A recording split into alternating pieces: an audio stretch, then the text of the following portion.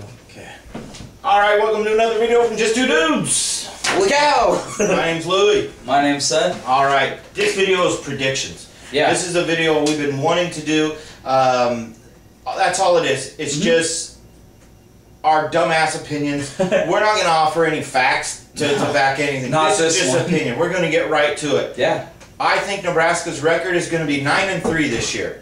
I think we're going to lose to Wisconsin. I think we're going to lose to Michigan State, and I think we're going to lose against Penn State. I think we'll be 9-3. I think we'll miss out on the Big Ten championship game, and I think we'll be set up very nicely in a bowl game. I think we will roll that bowl opponent and end up 10-3 and just outside of like the 10 or 11 ranking. With a lot of momentum going into next year. Who cares? Because we had that in the previous 2 years. Go ahead. What's your prediction? I'm gonna say we're gonna be 10-2 in the regular season. All right. I definitely see for sure a loss to Wisconsin in the first game.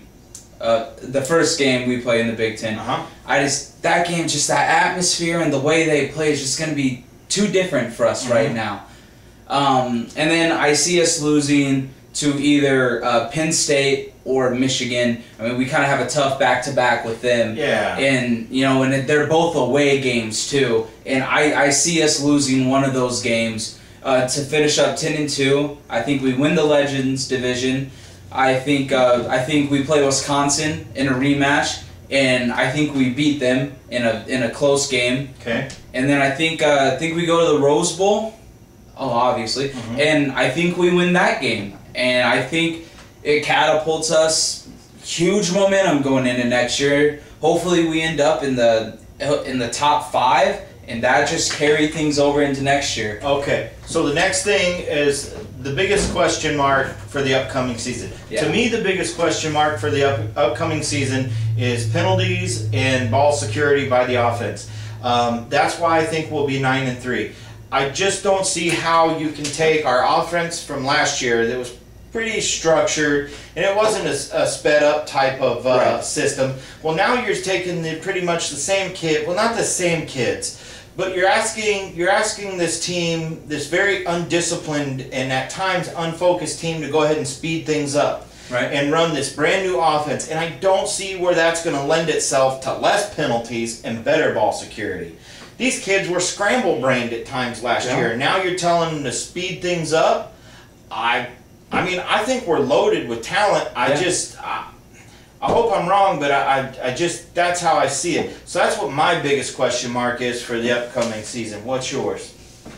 Mine is still with the offense, not necessarily the ball security and penalties. I just think it's going to be finding a way with this new scheme to gel with each other. I mean, and consistency with the offense, especially the offensive line. That's the biggest question to me that needs to be answered. Is the offense, the continuity of it, and the consistency. Okay, scariest game this year. The scariest game for me, I'm pretty sure it's the same game for both of us. Well, the scariest game for me, I think we have so much more talent than Penn State. But something just tells me that when we go there, we won't be able to handle that atmosphere. And it's a different travel. 1,200 miles. It's a different travel than we're ever used to. 105 people, 105,000 people, all decked out in white. We have more talent. We're a better football team than Penn State. I just think they find a way to get us. And under Bo Pelini, every year we've not only had one game where we've come out and laid a turd. We've had stretches. Yeah. So I think Penn State's gonna get us there at a time where they're not better. I think they'll just get us. What's your scariest game? I kind of agree with that. But my scariest game is gonna be the one against Wisconsin at Camp Randall. Okay. I just think, you know, unfortunately, we're still gonna be trying to figure out our identity on offense, and combined with that atmosphere, Wisconsin knows what they want to do. That's right. And they do it well. That's right. And I'm not sure at that point in time if we're going to be able to handle that. I think we're going to play a good game. I think it's going to be a close game, but I think they'll kind of pull away in the fourth quarter and win by about 10 points. Okay. All right. So, breakout players. Well, I'm going to give 2 on each side of the ball here. Okay. I'm going to go Braylon Hurd and Jamal Turner. I think both those guys are very explosive. Jamal Turner, we obviously know about him. Braylon Hurt is a guy that you've been hearing some things about with that trio of freshmen at the running back. I like him more out of those guys. And on the defensive side, I think a breakout player is going to be Ciante Evans. I think he's going to do some really, really good things. And then I think Will Compton. I mean, I know he's kind of been here, he's done some things, but not a lot of people know about him. I think he's a very good linebacker. If he can stay healthy, I think he's going to have a really, really good year. Okay. Breakout players for me. I'd love to do a little spiel on Taylor Martinez and how I think he's going to shock the media and things like that.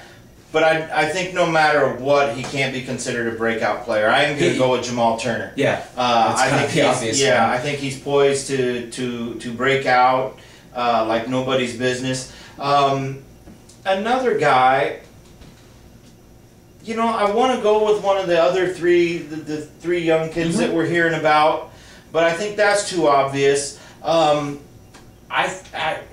boy.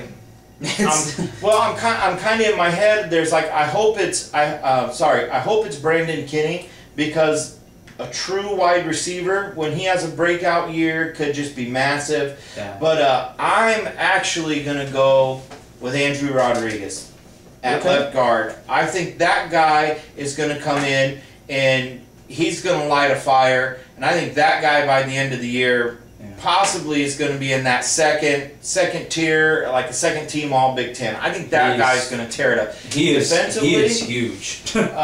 Defensively, breakout player.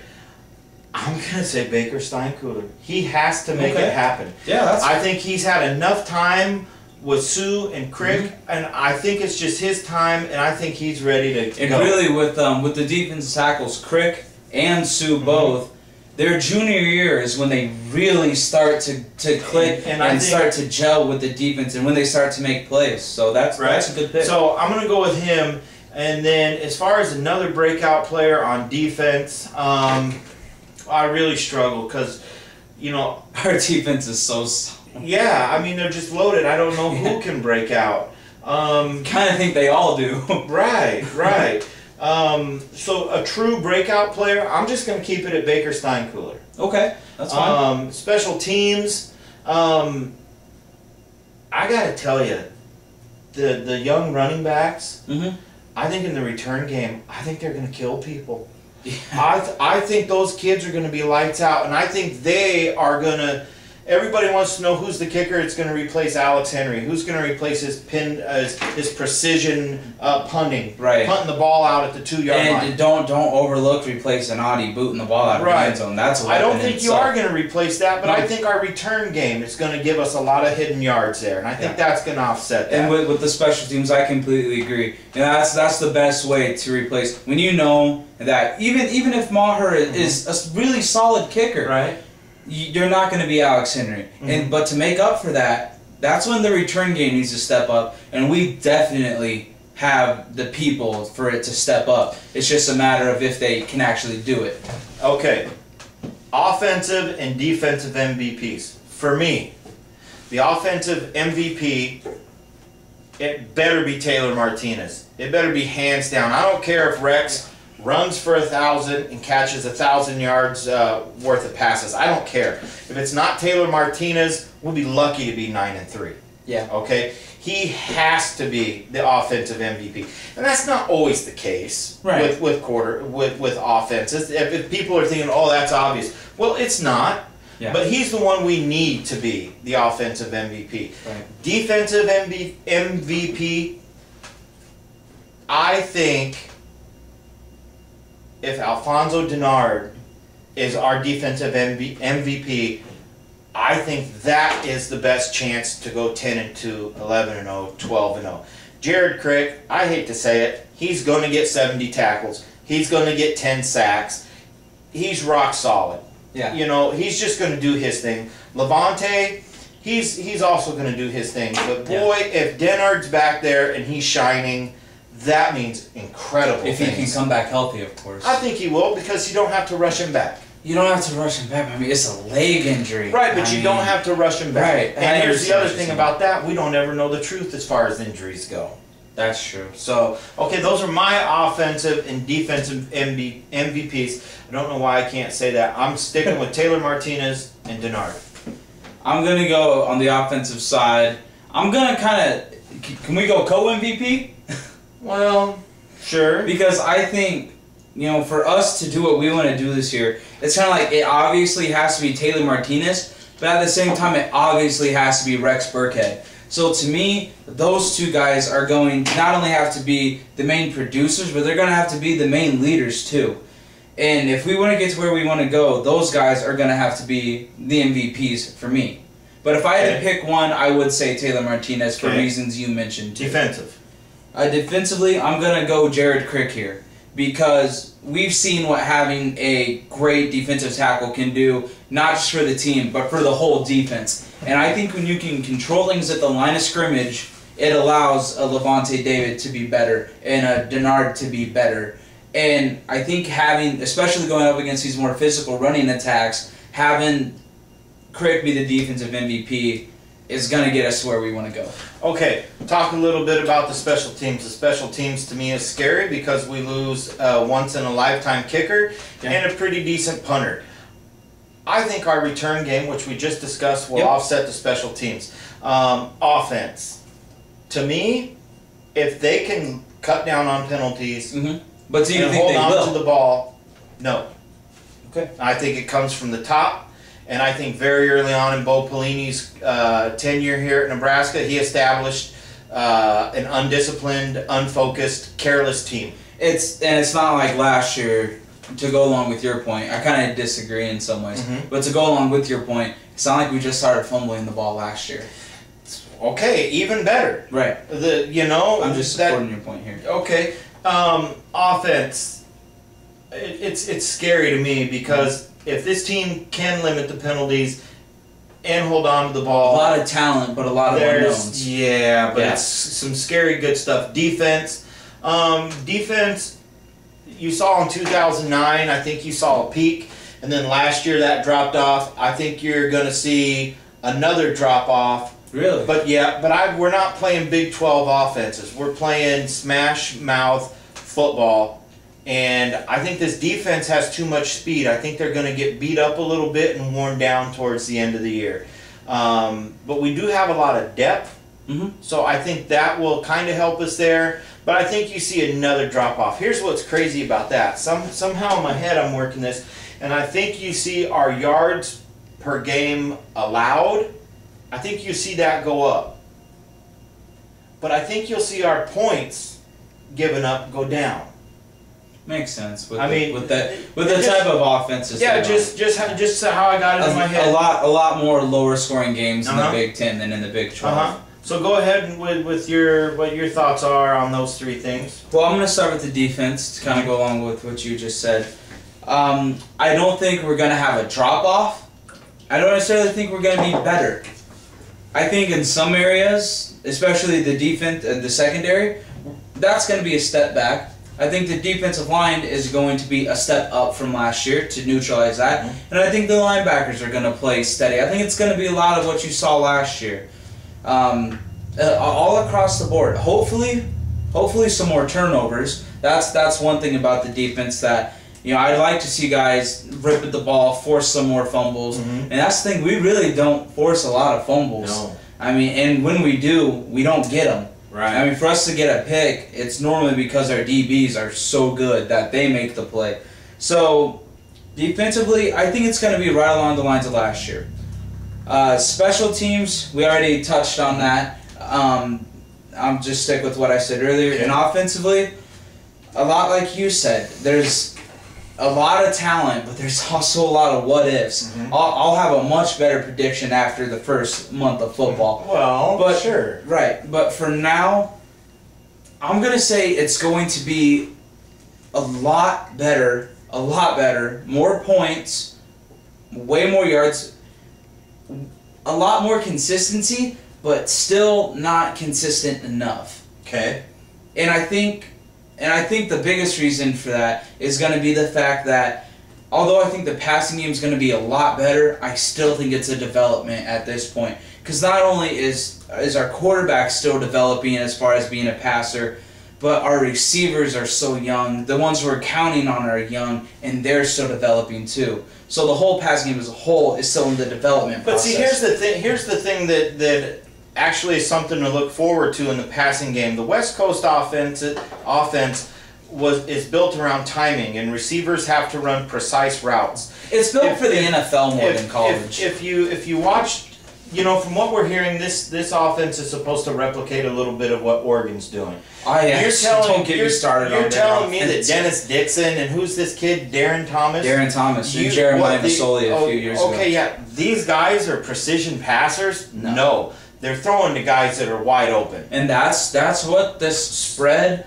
offense does. Well, so what I'm saying is our receivers have never been known for running precise routes. Well, now they don't have to. Right. So that might be of great benefit to us. But what I'm saying is, as far as everything is still developing in the passing game, the running game is going to be solid. If we see September 3rd that Taylor can run again, just like he did last year, Rex looks unbelievable this year. Right. He looks so much better than last year. A lot quicker. Okay. All right. So give me something crazy for this year. Give me something just so freaking crazy that just some silly little hunch that you have. Give me something that you really believe is going to happen. Something crazy. I think for the first time in the history of our program, I think we're going to have a 1,000-yard receiver. Whoa. Yeah. But I think we've had that before. We haven't. You sure? I'm sure. Me and David were talking about that the other night. Okay. All right. Well, that's good. We had to Google it because we had heard that. We were both like, I don't think so, but we haven't. I think we're gonna have it this year. Okay. Another crazy thing is, I think as a team, I think we'll be in top 5 rushing too, even with all the young backs. I think we'll be a top 5 rushing offense. All right. So what's a question for me? I think it's a question for you. Yeah, I asked you. Tell me something crazy you think's gonna happen. So you give me a question. Are there gonna be any games that Bo Pelini is gonna blow up? Because that's what you hate most. Yep. It will start in week 3, and once the Big Ten starts, he will not be able to control himself. And once you see that, watch the penalties follow. Watch the ball being put on the ground. I pointed that out very early on, as soon as he started coaching here, and I've never been proven wrong on that. Okay. That team follows him. When he loses his cool, they lose their cool. And maybe this is the year he changes it, but I don't think so. I really don't think so. But anyway, those are our predictions for this year. Yeah. Feel free to comment with yours too. I mean, yeah, we get a lot of private messages that don't show up, and we get questions and stuff like that. But feel free to leave comments. That way we can interact. Even if you think we're stupid. Well, duh. Shoot, maybe some people do. I don't know. But anyway, that's our prediction video, guys. We'll catch you next time.